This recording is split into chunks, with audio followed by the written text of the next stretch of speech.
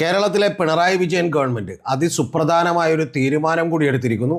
അതിൻ്റെ ഡേറ്റും ടൈമും ഒന്നും വന്നിട്ടില്ലെങ്കിലും കേരളത്തിലെ സിനിമാ രംഗത്ത് സ്ത്രീപീഡനം നടത്തുന്ന, അതുപോലെ തന്നെ അവിടെ അവർക്ക് വേണ്ടി മടിമകളെപ്പോലെ മിണ്ടാതിരിക്കുന്ന, അതുപോലെ അവരോടൊപ്പം വേട്ടനായ്ക്കളായി സഞ്ചരിക്കുന്ന ആളുകൾക്കൊക്കെ വേണ്ടിയിട്ട് ഒരു കോൺക്ലേവ് സംഘടിപ്പിക്കാൻ നമ്മുടെ ബഹുമാനപ്പെട്ട പിണറായി വിജയൻ ഗവൺമെൻറ് തീരുമാനിച്ചിരിക്കുന്നു എന്ന വിവരമാണ് കഴിഞ്ഞ ദിവസം സജി ചെറിയാൻ പറഞ്ഞിട്ടുള്ളത്.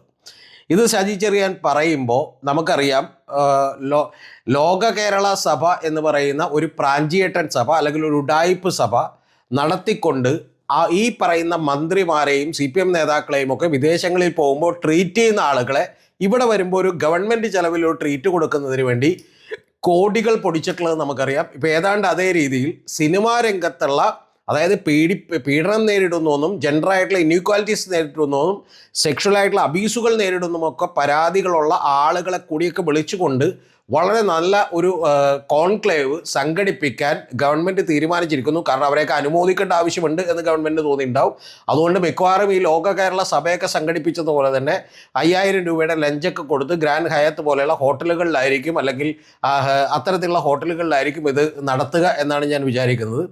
ഇത് തീരുമാനിക്കാനുണ്ടായ സാഹചര്യം എന്താണെന്ന് വെച്ചാൽ നിങ്ങൾക്കെല്ലാവർക്കും അറിയാം, 2017 ഒരു കമ്മിറ്റി രൂപീകരിക്കപ്പെട്ടു. നമ്മുടെ മലയാള സിനിമയിലെ ചില അപജയങ്ങളെക്കുറിച്ച് അല്ലെങ്കിൽ വൃത്തികേടുകളെക്കുറിച്ച് പഠിക്കുന്നതിന് വേണ്ടി ഒരു കമ്മിറ്റി രൂപീകരിച്ചു. അതിൻ്റെ സാഹചര്യം നിങ്ങൾക്കറിയാം. അതിന് ഏതാണ്ട് ഒരു കൊല്ലം മുമ്പാണ് നമ്മുടെ ഇവിടുത്തെ പ്രശസ്തയായിട്ടുള്ളൊരു നടി പീഡിപ്പിക്കപ്പെട്ടത്. അത് പീഡിപ്പിക്കപ്പെട്ടു എന്നുള്ളത് മാത്രമല്ല, ഇന്ത്യയിലെ തന്നെ ആദ്യത്തെ ബലാത്സംഗത്തിന് കൊട്ടേഷൻ കൊടുത്തിട്ടുള്ള ഒരു കേസുകളിലൊന്നായിരുന്നു അതെന്നുള്ളതും നിങ്ങൾക്ക് എല്ലാവർക്കും ഓർമ്മയുണ്ടാവും. അപ്പോൾ അതിനോടനുബന്ധിച്ച് മലയാള സിനിമയിൽ ഇത്തരത്തിലുള്ള വൃത്തികേടുകൾ നടക്കുന്നുവെന്ന് മനസ്സിലാക്കിയ ഗവൺമെൻറ് ഇന്ത്യയുടെ ചരിത്രത്തിൽ ആദ്യമായിട്ട് ഒരു സ്റ്റേറ്റ് ഗവൺമെൻറ് അവിടുത്തെ സിനിമകളെക്കുറിച്ച്, അതായത് മലയാള സിനിമയെക്കുറിച്ച് പഠിക്കുന്നതിന് വേണ്ടി ഒരു കമ്മിറ്റി നിയോഗിച്ചു. ആ കമ്മിറ്റിയിൽ ഹൈക്കോടതിയിൽ നിന്ന് റിട്ടയർഡ് ആയിട്ടുള്ള ചീഫ് ജസ്റ്റിസ് ആയിട്ടുള്ള ഹേമ എന്ന് പറയുന്ന അദ്ദേഹത്തെയാണ് ഒരു കമ്മിറ്റി ചെയർമാനായി തീരുമാനിച്ചത്. പിന്നെ 2 പേർ കൂടി അംഗങ്ങളായിട്ടുണ്ടായിരുന്നു. അന്ന് KB വത്സലകുമാരി എന്ന് പറയുന്ന ഒരു IAS ഓഫീസറാണ്. രണ്ടാമത്തേത് ശാരദ എന്ന് പറയുന്ന നമുക്കെല്ലാം അറിയുന്ന നാഷണൽ അവാർഡൊക്കെ മേടിച്ചിട്ടുള്ള പഴയ ഒരു നടിയാണ്. ഇവരെ 3 പേരെയും ഒരു കമ്മിറ്റിയായി തീരുമാനിച്ചു 2017. ഈ കമ്മിറ്റിയോട് ഗവൺമെൻറ് പറഞ്ഞത് 6 മാസം കൊണ്ട് റിപ്പോർട്ട് കൊടുക്കാനാണ്. പക്ഷേ ഈ രംഗത്തെക്കുറിച്ച് പഠിച്ചപ്പോഴാണ് ശരിക്കും ഇവരടക്കം ഞെട്ടിപ്പോയത്, ജസ്റ്റിസ് ഹേമ അടക്കം ഞെട്ടിപ്പോയത്. കാരണം ഇത് ഇത്രമാത്രം വൃത്തികേടുകളോടെ നടക്കുന്നുണ്ട് എന്ന് മനസ്സിലായത്. അതുകൊണ്ട് ഏതാണ്ട് ഒരു 2 കൊല്ലം കഴിഞ്ഞ് 2019 ഡിസംബർ 31 ഇവർ ഈ റിപ്പോർട്ട് ഗവൺമെൻറ്റിന് സബ്മിറ്റ് ചെയ്യുന്നത്. 295 പേജുള്ള റിപ്പോർട്ടാണ്. ഈ സിനിമാ മേഖലയിൽ പണിയെടുക്കുന്ന നിരവധി ആർട്ടിസ്റ്റുകളടക്കം ടെക്നീഷ്യൻസ് അടക്കം നിരവധി പേർ നേരിട്ടെത്തി ഈ കമ്മിറ്റിയിൽ മൊഴി കൊടുത്തതുകൊണ്ട് എന്തെങ്കിലും പ്രയോജനം കിട്ടുമെന്ന് വിചാരിച്ച് ഇവരെല്ലാം അവരുടെ ജീവിതത്തിലെ വിലപ്പെട്ട സമയം മാറ്റിവെച്ചുകൊണ്ട് ഇവിടെ വന്ന് ഈ ജസ്റ്റിസ് ഹേമ കമ്മിറ്റിക്ക് മുമ്പാകെ മൊഴി നൽകി. ആ മൊഴി നൽകിയപ്പോൾ പോലും ചില അംഗങ്ങൾ അത്ര അഭിനന്ദനപരമല്ലാത്ത പെർഫോമൻസ് അവിടെ കാഴ്ചവെച്ചു എന്ന് നമ്മൾ മനസ്സിലാക്കണം. അതായത് ശാരദയെ പോലെയുള്ള ആളുകളൊക്കെ ഈ ഇൻഡസ്ട്രിയുടെ ഭാഗമായി പല കാര്യങ്ങളോട് സമരസപ്പെട്ട് നിന്നിരുന്ന ആളുകളിൽ ഒരാളെയാണ് ഈ കമ്മിറ്റിയിലേക്ക് വെച്ചത് എന്നുള്ളത് നമ്മൾ മറന്നു പോരുത്. പക്ഷേ എങ്കിൽ പോലും ഈ പല വനിതകളും നടികളുമൊക്കെ വന്ന് മൊഴി നൽകി. ആ മൊഴി നൽകിയതിൽ പല വലിയ താരങ്ങൾക്കുമെതിരെ, കേട്ടാൽ ഞെട്ടുന്ന പേരുകൾ അടക്കമുള്ള ആളുകൾക്കെതിരെയുള്ള വലിയ പരാമർശങ്ങളുണ്ടായിരുന്നെന്നും അത്തരത്തിലുള്ള സംഭവങ്ങൾ ഉണ്ടായിരുന്നെന്നും നമ്മൾ മനസ്സിലാക്കണം. അങ്ങനെ മൊഴി നൽകാനുള്ള അവരെ പ്രേരിപ്പിച്ച കാര്യം എന്താണ്? പ്രേരിപ്പിച്ച കാര്യം ഇത് സർക്കാർ നിയോഗിച്ചിട്ടുള്ള ഒരു കമ്മിറ്റിയാണെന്നും ആ കമ്മിറ്റിയുടെ മുമ്പിൽ നമ്മൾ മൊഴി നൽകിയാൽ ഏതെങ്കിലും തരത്തിലുള്ളൊരു പരിഹാര മാർഗം ഈ ഗവൺമെൻറ് നൽകുമെന്നും വിചാരിച്ചാണ് ആ പാവങ്ങൾ അവിടെ വന്ന് മൊഴി നൽകിയത്. ആ മൊഴി നൽകിയതിന് ശേഷം 2019 ഡിസംബർ 31 മൊഴി നൽകിയതിന് ശേഷം ഏതാണ്ട് 4.5 കൊല്ലം നമ്മുടെ ഇടതുപക്ഷ ജനാധിപത്യ മുന്നണി ഗവൺമെൻറ്, നിങ്ങൾ അറിയേണ്ടത് പാവപ്പെട്ടവർക്കും ദരിദ്രർക്കും വേണ്ടി ഭരിക്കുന്ന ഗവൺമെൻറ്റാണ്. പാലോറ മാതയുടെ പശുക്കുട്ടിയെ, അതായത് അവർ ഓമനിച്ച് വളർത്തിയ പശുക്കുട്ടിയെ മേടിച്ച് ദേശാഭിമാനി പ്രസ്ഥാനം തുടങ്ങിയവരാണ്. പല സമരങ്ങൾക്കും വേണ്ടി പാവപ്പെട്ട തൊഴിലാളികൾ വാരിക്കുന്തവുമായി നേരിടുകയും അവരൊക്കെ വെടിയേറ്റ് മരിക്കുകയും ചെയ്തിട്ടുള്ള, അങ്ങനെ വളർന്നു വന്ന ഒരു പ്രസ്ഥാനത്തിൻ്റെ ആളുകൾക്ക് പക്ഷേ ഇപ്പം പ്രിയം ഈ സിനിമയിലെ ഈ പറയുന്ന ആരോപണ വിധേയരായിട്ടുള്ള നടന്മാരോടും സംവിധായകരോടുമൊക്കെ ആയതുകൊണ്ട് ഇവർ 2019 ശേഷമുള്ള 4.5 കൊല്ലം ഈ റിപ്പോർട്ടിന്മേൽ ഇവർ കമിഴ്ന്ന് കിടന്നു. ഇത് ഞങ്ങൾക്ക് ഇത് പുറത്തേക്ക് വിടില്ലെന്നും ഇത് ഞങ്ങൾ ഒരാൾക്കും കൊടുക്കില്ല എന്നും പറഞ്ഞ് പിണറായി വിജയൻ ഗവൺമെൻറ് കമിഴ്ന്ന് കിടന്നു. ആ കമിഴ്ന്ന് കിടന്നത് കൊണ്ട് പലരും ഈ വിവരാവകാശ പ്രകാരം ഈ രേഖകൾ, ഈ റിപ്പോർട്ട് ആവശ്യപ്പെട്ടു. 295 പേജുള്ള റിപ്പോർട്ട്. ആ റിപ്പോർട്ട് ആവശ്യപ്പെട്ട് ഗവൺമെൻറ് കൊടുക്കാൻ കഴിയില്ല എന്ന് പറയുന്ന തീരുമാനമെടുത്തു.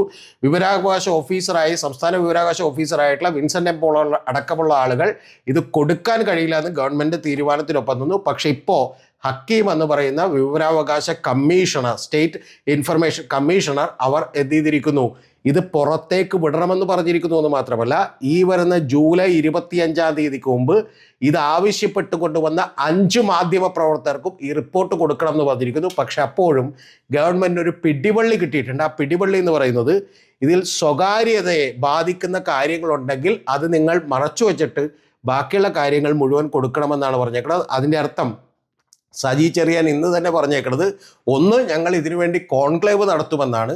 രണ്ടാമത്തത്, സജി ചെറിയാൻ പറഞ്ഞേക്കുന്നത്, ഇത് ഞങ്ങൾ വിശദമായി പഠിക്കുമെന്നാണ് പറഞ്ഞേക്കുന്നത് റിപ്പോർട്ട്. എന്ന് പറഞ്ഞാൽ ഈ നടന്മാരെയൊക്കെ രക്ഷിച്ചെടുക്കേണ്ട ബാധ്യത പുള്ളിക്കുണ്ടല്ലോ, അപ്പോൾ അതുകൊണ്ട് വിശദമായി പഠിക്കുമെന്നും, അങ്ങനെ വിശദമായി പഠിച്ചിട്ട് അതിന് ശേഷം മാത്രം ഇതിൽ ഒഴിവാക്കേണ്ട ഭാഗങ്ങളൊക്കെ ഒഴിവാക്കിയതിന് ശേഷം മാത്രം പുറത്തേക്ക് വിടുമെന്നാണ്. ഇതിൻ്റെ ഇടയിൽ 2022 ഈ ഗവൺമെൻറ് ഒരു കമ്മിറ്റിയെ വെച്ചിരുന്നു ഇതിനുള്ള പരിഹാര മാർഗങ്ങൾ നിർദ്ദേശിക്കാനും അത് ഫോർമുലേറ്റ് ചെയ്യാനും ഒക്കെ വേണ്ടിയിട്ട് ഒരു കമ്മിറ്റിയെ നിയോഗിച്ചിരുന്നു.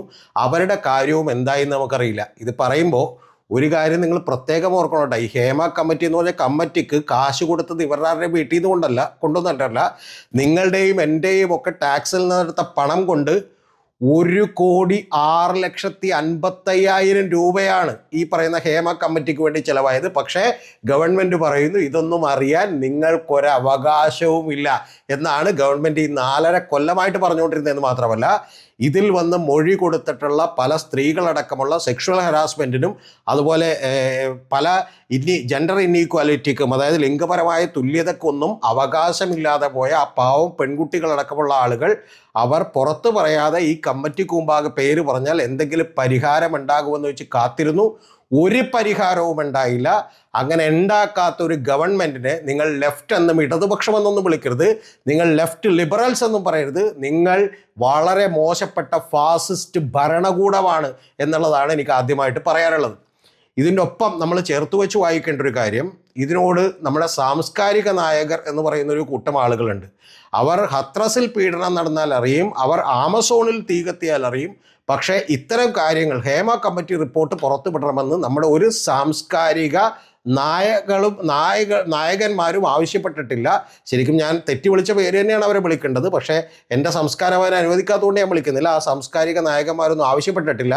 അവർക്ക് വണ്ടിപ്പെരിയാറിലെ പീഡനം കാണാൻ കഴിയില്ല, അവർക്ക് വാളയാറിലെ പീഡനം കാണാൻ കഴിയില്ല, അവർക്ക് സിനിമാ രംഗത്ത് നടക്കുന്ന തോന്നിവാസങ്ങളെ കാണാൻ കഴിയില്ല. പക്ഷേ അവർ മറ്റേ വിദേശ രാജ്യങ്ങളിൽ എവിടെയെങ്കിലോ ഉത്തരേന്ത്യയിലോ UP-യിലോ ഒക്കെ ആണെങ്കിൽ അവരിവിടെ നിന്ന് കവിതകൾ എഴുതും എന്നുള്ളത് നമ്മൾ മനസ്സിലാക്കണം.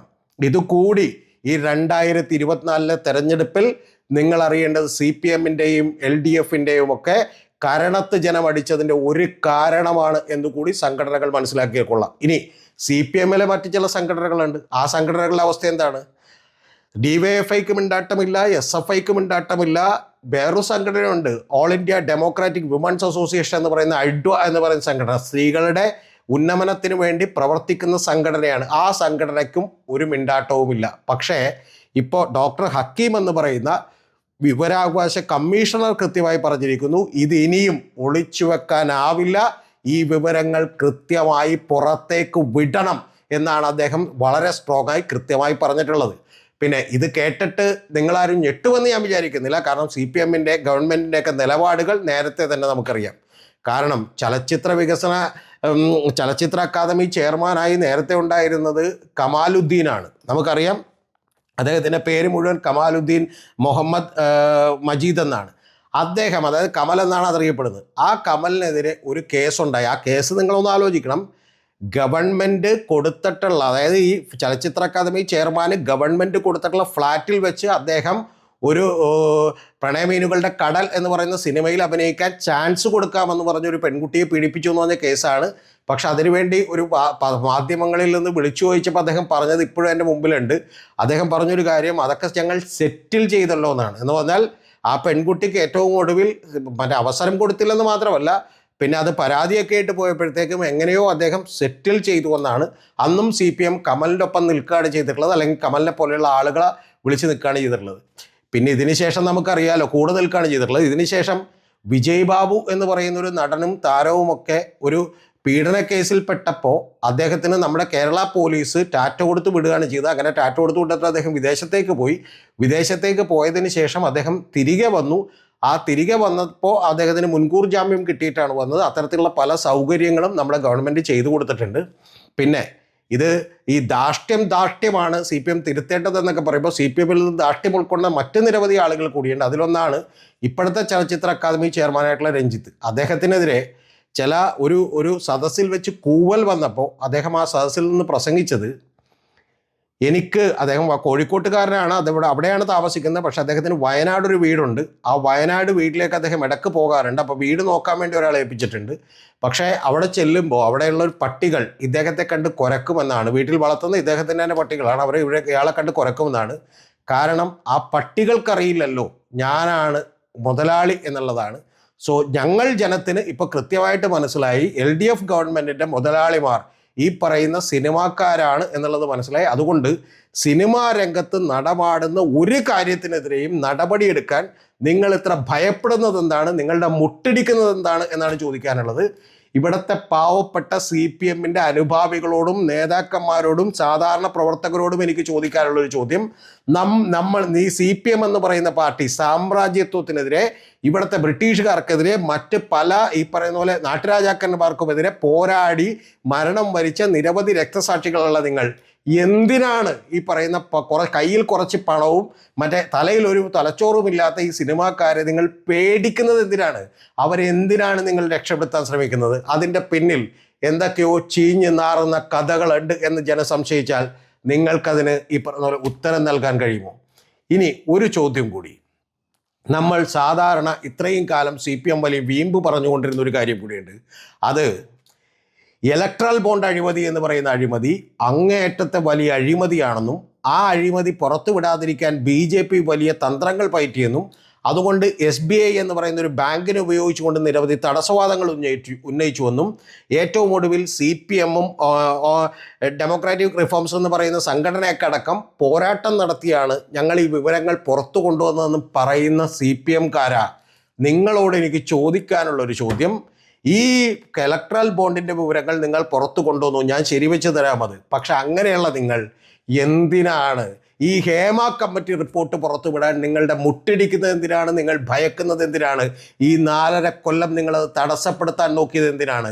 ഇപ്പോഴും എൻ്റെ സംശയം, നിങ്ങൾ കൃപേഷും ശരത്ലാലിനുമൊക്കെതിരെ പല ക്രിമിനൽസിനും വേണ്ടി അപ്പീൽ പോകാൻ വേണ്ടി ലക്ഷങ്ങൾ ഗവൺമെൻറ്റിൽ നിന്ന് മുടക്കിയതുപോലെ ഞാനിപ്പോൾ നോക്കിക്കൊണ്ടിരിക്കുന്ന ഒരു കാര്യം, ഇവിടുത്തെ ജനങ്ങൾ നോക്കിക്കൊണ്ടിരിക്കുന്ന കാര്യം, നിങ്ങളിനി ഈ വിവരാവകാശ കമ്മീഷണറുടെ ഉത്തരവ് മറികടക്കാൻ ഇനി ഹൈക്കോടതിയിലേക്ക് പോകുമോ, അത് ഞങ്ങളുടെ പണമെടുത്തുകൊണ്ട് ഞങ്ങളുടെ നെഞ്ചത്തടിച്ചുകൊണ്ട് നിങ്ങൾ പോകുമോ എന്നാണ് എനിക്ക് ചോദിക്കാനുള്ളത്.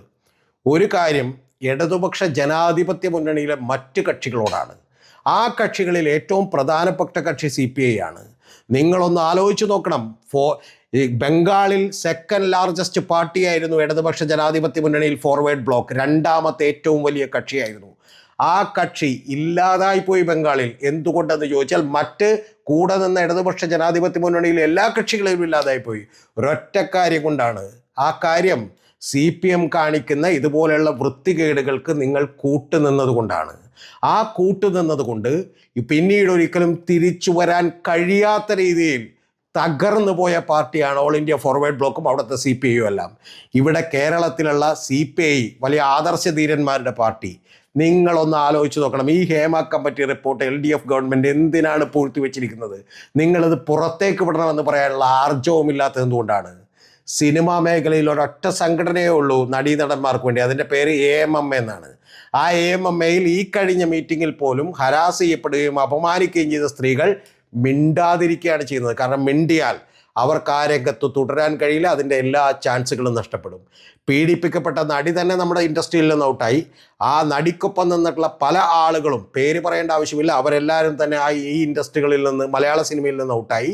പകരം 19-20ഓളം പേർ ഈ കേസ് നടന്നപ്പോൾ, അതായത് ദിലീപ് പ്രതിയായിട്ടുള്ള ആ കേസ് നടന്നപ്പോൾ കൂറുപാറുന്ന കാഴ്ച നമ്മൾ കണ്ടു. ഇങ്ങനെ അധപ്പതിച്ച ഒരു സംവിധാനത്തിന് ചൂട്ട് പിടിക്കേണ്ട എന്ത് ബാധ്യതയാണ് ഒരു സാധാരണ CPM പ്രവർത്തകൻ വിചാരിക്കണം ഇവിടുത്തെ CPM എന്ന് പറയുന്ന പാർട്ടിക്കും പിണറായി വിജയനും ഒക്കെ ഉള്ളത് എന്ന് നമ്മൾ ആലോചിക്കണം. അതിൻ്റെ ഭാഗമായിട്ടാണ് സജി ചെറിയാൻ നമ്മളോട് മനോഹരമായി പറയുന്നത്, ഇതിൽ വ്യക്തിപരമായ കാര്യങ്ങൾ, സ്വകാര്യത നമ്മൾ സംരക്ഷിക്കണമെന്നാണ്. ആരുടെ സ്വകാര്യതയാണ് സുഹൃത്തെ നിങ്ങൾ സംരക്ഷിക്കുന്നത്? നിങ്ങൾ സംരക്ഷിക്കാൻ പോകുന്നത് തെറ്റ് ചെയ്തിട്ടുള്ള, ഈ സ്ത്രീകളെ പീഡിപ്പിച്ചിട്ടുള്ള, അവരോട് അതിക്രമങ്ങൾ കാണിച്ചിട്ടുള്ള ആളുകളുടെ വ്യക്തിപരമായ സ്വകാര്യത സംരക്ഷിക്കാൻ വേണ്ടിയാണ് CPM എന്ന് പറയുന്ന ഒരു പാർട്ടി സജി ചെറിയാനും ഒക്കെ പെടാപ്പാട് പെടുന്നത് എന്ന് നിങ്ങൾ ഓരോരുത്തരും ആലോചിക്കണം. ഇത് നിങ്ങൾ ചോദ്യം ചെയ്തില്ലെങ്കിൽ, ഓരോ പാർട്ടി പ്രവർത്തകരും, ഓരോ ലോക്കൽ കമ്മിറ്റി മെമ്പറും, ഓരോ ബ്രാഞ്ച് മെമ്പറും ഇത് ചോദ്യം ചെയ്തില്ലെങ്കിൽ നിങ്ങളൊന്ന് ഓർത്തിരിക്കണം, 2024 ലോക്സഭാ തെരഞ്ഞെടുപ്പിൽ കിട്ടിയത് കരണക്കുറ്റി പുകച്ച് CPMന്റെ മുഖത്തൊരു അടിയാണെങ്കിൽ നിങ്ങൾ ഓർക്കണം, അടുത്ത തവണ ജനം നിങ്ങളെ എടുത്ത് ചവറ്റു കുട്ടയിലേക്ക് എറിയുന്ന കാലം വിദൂരമല്ല. അതുകൊണ്ടാണ് ഞാൻ പറഞ്ഞത്, ഇലക്ട്രൽ ബോണ്ടിന്റെ കാര്യത്തിൽ മറച്ചുവെച്ച BJPയെ കുറ്റം പറയാൻ നിങ്ങൾക്ക് ഒരവകാശവുമില്ലാതെ പോകും. ഹേമ കമ്മിറ്റി റിപ്പോർട്ട് ഏതാനും ചില താരങ്ങൾക്കും അവർ കാണിച്ച വൃത്തികേടുകൾക്കും വേണ്ടി നിങ്ങൾ മറച്ചു വെച്ചിട്ടുണ്ടെങ്കിൽ കാലത്തിന് മുമ്പിൽ നിങ്ങൾക്ക് മറുപടി പറയേണ്ടി വരും.